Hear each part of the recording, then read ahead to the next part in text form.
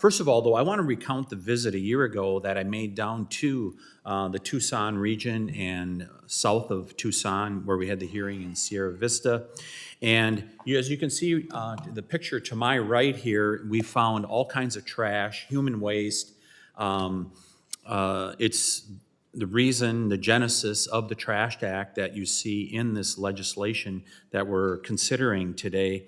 I find it amazing that we have allowed millions of pounds of trash to be spread across these areas like the Coronado National Forest. I believe, Sheriff Cleveland, you commented about you perhaps worked in that sector. I find it amazing that this was simply allowed to happen under the Biden administration. My colleagues on the other side of the aisle talk consistently about protecting the environment. And if there's as much as a cap full of oil that's spilled on a drilling site, there's an immediate reaction, yet we see this degradation that's going on some of our public lands, and not a peep was said because it stood in the way of the narrative of the Holy Grail, which was to import as many people illegally into this country as possible, even at the cost to our environment. I find it amazing. But I would point out one other thing on that trip.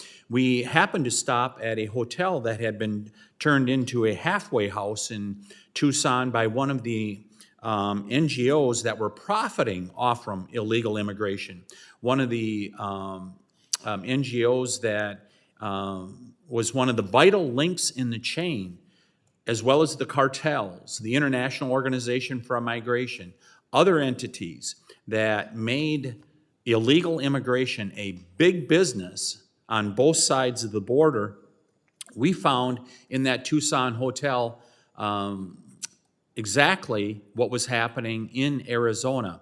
And we exposed it to the world, and it was amazing how the footage that we shot at that hotel in Tucson went viral, showing how many people were profiting off from illegal immigration, including some who claimed to be doing it for charitable purposes. Hopefully, that day is gone now forever.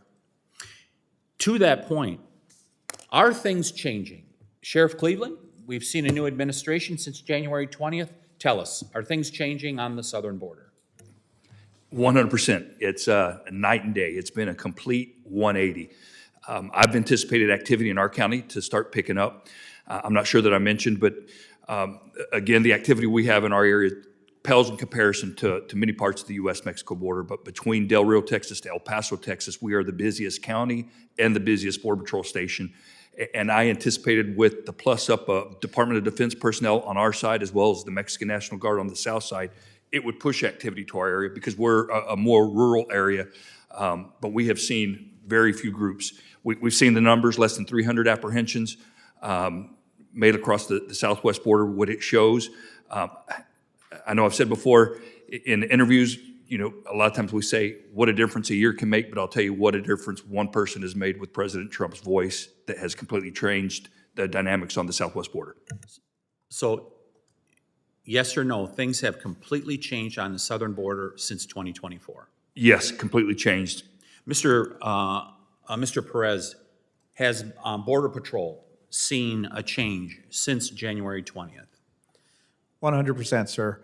Our posture has completely changed from a processing and facilitating workforce to a detecting and deterring workforce, where we're out there doing the job that we wanted to do by protecting the border, having all of our agents out on the lane, forward deployed. Yes, sir. Border Patrol currently has to respect legal restrictions associated like with wilderness areas. Is that correct? Yes, sir. Yeah. Do illegal immigrants also respect those rules and regulations that are supposed to be down on the southern border? Not at all. They actually take advantage of it. My final question I'm going to save for Lieutenant Lopez. So has legalization of marijuana made it less likely for the cartels to be growing marijuana in your state of California? It's not less likely, it's more likely. And are there Do you find a significant number of chemicals with marijuana grows? I think about it, it was happening in my state, in Wisconsin, northern Wisconsin, a number of years ago, and they found these very dangerous chemicals that were out in the environment. Do you find the same thing in California? Yes, sir, we do.